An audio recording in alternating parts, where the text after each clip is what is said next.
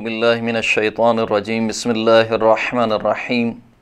الحمدللہ رب العالمین والصلاة والسلام علی محمد وعلی آلہ الطیبین الطاہرین المعصومین واللعنۃ الدائمۃ علی اعدائہم اجمعین اما بعد فقد قال اللہ سبحانہ وتعالی فی کتابہ المجید شہر رمضان الذی انزل فیہ القرآن ھدی للناس وبینات من الھدی والفرقان۔ محترم ناظرین کرام، ماہ مبارک رمضان کی آج چھٹی تاریخ ہے اور چھٹے پارے کا خلاصہ آپ کی خدمت میں حاضر ہے۔ قرآن مجید کا چھٹا پارہ سورہ مبارکہ نساء کی 148ویں آیت سے لے کر 176ویں آیت تک، یعنی سورہ نساء کی جو باقی ماندہ تمام آیتیں ہیں وہ اس چھٹے پارے میں شامل ہیں، اور اس کے علاوہ سورہ مبارکہ مائدہ کی 82 آیتیں اس چھٹے پارے میں شامل ہیں۔ ابتدائی آیت میں پہلے خداوند کریم نے بیان کیا کہ خداوند کریم کو پسند نہیں ہے کہ کوئی کسی کی بھی برائی علل اعلان کرے مگر یہ کہ جس پر ظلم کیا گیا ہو۔ پھر اس کے بعد خداوند کریم نے آیت نمبر 150 سے لے کر آیت نمبر 170 تک یہودیوں کا تذکرہ کیا ہے کہ جس میں یہ بیان ہوا کہ یہ یہودی کہتے ہیں کہ ہم بعض انبیاء پر ایمان لاتے ہیں اور بعض پر ایمان نہیں لاتے۔ یہ یہودی وہ ہیں جو انبیاء کے قتل کے مرتکب ہوئے ہیں، اور انہی آیات میں خداوند کریم نے یہودیوں کی ایک بیہودہ خواہش کو بھی ذکر کیا کہ جو کہتے ہیں کہ یسألک اہل الکتاب ان تنزل علیہم کتابا من السماء فقد سألوا موسیٰ اکبر من ذلک فقالوا ارنا اللہ جہرۃ فاخذتہم الصاعقۃ بظلمہم ثم اتخذوا العجل من بعد ما جاءتهم البینات فعفونا عن ذلك وآتینا موسیٰ سلطانا مبینا۔ کہ یہ جو اہل کتاب ہیں یعنی یہودی، یہ آپ سے سوال کرتے ہیں کہ ان کے اوپر آسمان سے کوئی کتاب نازل کی جائے۔ آپ سے پہلے جناب موسیٰ سے اس سے بڑھ کر خواہش کر چکے ہیں۔ وہ خواہش کیا تھی کہ ہمیں خدا سے روبرو ملا، یعنی ہم اپنی آنکھوں سے خداوند کریم کو دیکھیں، اور پھر وہ طور کا واقعہ پیش آیا کہ جس میں خداوند کریم نے ایک صاعقہ خداوند کریم کی طرف سے تجلی ہوئی نور کی کہ جس میں سب کے سب بے ہوش ہو گئے۔ پھر خداوند کریم کہتا ہے کہ اس کے بعد بھی ہم نے ان کو بخش دیا اور ہم نے جناب موسیٰ کو واضح نشانی دے کر بھیجا۔ اس کے بعد کا تذکرہ ہوا کہ یہودیوں نے خدا کے عہد کو توڑا، خدا کی عہد شکنی کی، اور جو خدا نے ان سے عہد لیا تھا کہ ہفتے کے دن تجاوز نہیں کریں گے، شکار نہیں کریں گے، لیکن یہودیوں نے اس کی پرواہ نہیں کی۔ نہ صرف یہ کہ پرواہ نہیں کی بلکہ ڈھٹائی سے کہنے لگے کہ ہمارے دلوں پر تو غلاف چڑھا ہوا ہے۔ پھر اس کے بعد خداوند کریم نے یہودیوں کا تذکرہ کیا کہ یہودی یہ سمجھتے ہیں کہ انہوں نے حضرت عیسیٰ علیہ السلام کو قتل کر دیا ہے۔ وَقَوْلِهِمْ إِنَّا قَتَلْنَا الْمَسِيحَ عِيسَى ابْنَ مَرْيَمَ رَسُولَ اللَّهِ وَمَا قَتَلُوهُ وَمَا صَلَبُوهُ وَلَكِنْ شُبِّهَ لَهُمْ، کہ وہ یہ کہتے ہیں کہ ہم نے حضرت عیسیٰ ابن مریم کو قتل کر دیا ہے جو کہ اللہ کے رسول ہے، لیکن اللہ کہتا ہے کہ ان یہودیوں نے جناب عیسیٰ کو قتل نہیں کیا مگر یہ کہ وہ شخص کہ جس کو انہوں نے قتل کیا ہے اس کو اللہ نے تشبیہ بنا دیا، شبیہ بنا دیا جناب عیسیٰ کا، اور جناب عیسیٰ کو اللہ آسمان پر بلند کر کے لے جا چکا ہے۔ اس کے بعد یہودیوں کی بدعمالی کا نتیجہ آیت نمبر 160 میں ذکر ہوا۔ فرمایا کہ فَبِظُلْمٍ مِّنَ الَّذِينَ هَادُوا حَرَّمْنَا عَلَيْهِمْ طَيِّبَاتٍ أُحِلَّتْ لَهُمْ وَبِصَدِّهِمْ عَنْ سَبِيلِ اللَّهِ كَثِيرًا، کہ ان کے ظلم کی وجہ سے، یہودیوں کے ظلم کی وجہ سے جو پاک و پاکیزہ چیزیں جو ان پر حلال تھیں ہم نے ان کے اوپر حرام کر دیں، اور جو اللہ کی راہ سے یہ روکتے ہیں اس وجہ سے ہم نے بہت سی حلال چیزوں کو ان کے پر حرام قرار دے دیا۔ اور پھر اس کے بعد خداوند کریم نے یہودیوں میں سے جو صاحب ایمان تھے، جو اہل تقوی افراد تھے، ان کا تذکرہ کیا، جیسے کہ ہم نے پہلے بھی ذکر کیا تھا کہ یہ قرآن اور اسلام کا امتیاز ہے کہ اگر کسی قوم میں کوئی اچھا فرد ہے تو اس کی اچھائی کو خداوند کریم نے بیان کیا ہے، یعنی اگر کوئی قوم بری ہے تو اس کے تمام لوگوں کو برا نہیں کہا گیا بلکہ اس قوم میں سے اگر کوئی اچھے افراد ہیں تو اس کی اچھائی بھی بیان ہوئی، جیسے کہ خداوند کریم نے بیان کیا لیکن الراسخون فی العلم منہم والمؤمنون یؤمنون بما انزل الیک وما انزل من قبلک والمقیمین الصلاة والمؤتون الزکاة والمؤمنون باللہ والیوم الآخر اولئک سنؤتیہم اجرا عظیما۔ ان یہودیوں میں سے وہ افراد جو علم میں رسوخ رکھتے تھے اور ایمان صاحب ایمان تھے، ایمان لانے والے تھے ان تمام چیزوں پر جو آپ کی طرف نازل ہوئیں اور جو آپ سے پہلے انبیاء پر نازل ہوئیں، نماز کو قائم کرنے والے ہیں اور زکوٰۃ کو ادا کرنے والے ہیں، اللہ اور روز آخرت پر ایمان لانے والے ہیں۔ یہ یہودیوں میں سے وہ افراد ہیں کہ جن کے بارے میں خداوند کریم کہہ رہا ہے کہ ہم عنقریب ان کو اجر عظیم عطا کریں گے۔ اس کے بعد کی آیت میں خداوند کریم نے تقریباً آیت نمبر 171 سے لے کر 175 تک خداوند کریم نے عیسائیوں کا تذکرہ کیا اور عیسائیوں کے اعتقاد پر خط بطلان کھینچا۔ خداوند کریم ارشاد فرماتا ہے کہ یا اہل الکتاب لا تغلوا فی دینکم ولا تقولوا علی اللہ الا الحق انما المسیح عیسی ابن مریم رسول اللہ وکلمتہ القاها الی مریم وروح منہ فآمنوا باللہ ورسلہ ولا تقولوا ثلاثہ انتہوا خیرا لکم انما اللہ الہ واحد سبحانہ ان یکون لہ ولد لہ ما فی السماوات وما فی الارض وکفا باللہ وکیلا، کہ اے اہل کتاب اپنے دین میں غلو سے کام نہ لو، حد سے زیادہ تجاوز نہ کرو اور اللہ پر وہ بات نہ کہو سوائے حق کے۔ بے شک مسیح ابن مریم یعنی حضرت عیسیٰ ابن مریم اللہ کے رسول ہیں اور اس کے کلمہ ہیں، وہ کلمہ ہیں کہ جس کو اللہ نے جناب مریم کی طرف القاء کیا اور اللہ کی روح ہے۔ پس اللہ پر ایمان لاؤ، اس کے رسولوں پر ایمان لاؤ اور یہ نہ کہو کہ جناب عیسیٰ ابن مریم 3 خداؤں میں سے ایک خدا ہیں، اور اگر تم اس قول سے بچو یعنی اس قول سے اپنے آپ کو باز رکھو کہ 3 خدا ہیں، ایک خداوند کریم ہے، ایک ماں ہے اور ایک جو ہے وہ اس کا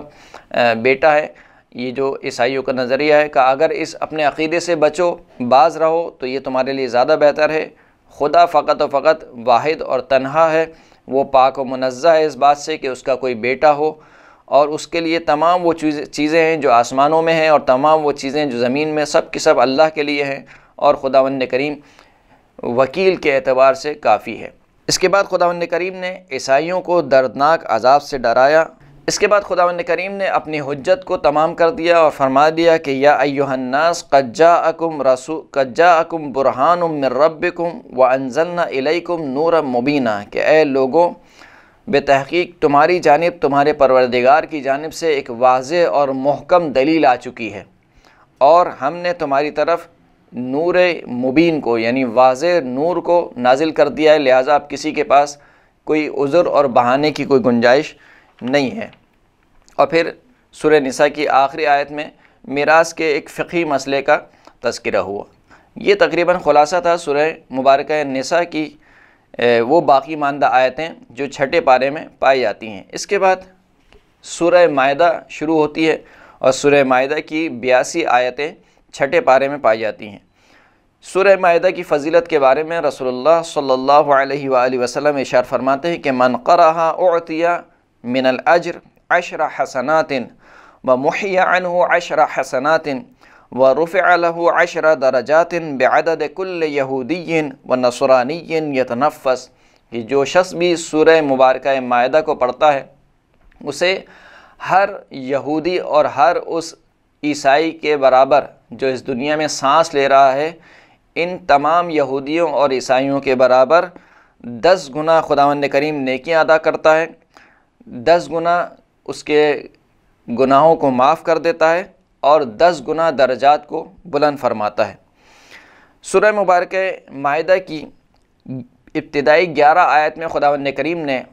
مسلمانوں کے لیے کچھ احکامات کا تذکرہ کیا اور مسلمانوں سے تقاضا کیا کہ وہ ان احکامات کی پابندی کریں اور ان پر عمل پیرا ہوں، جن میں سے حج کا تذکرہ ہوا، اور پھر اس کے بعد کھانے کے اعتبار سے جو جانور انسان کے لیے حرام گوشت ہیں ان کا تذکرہ ہوا،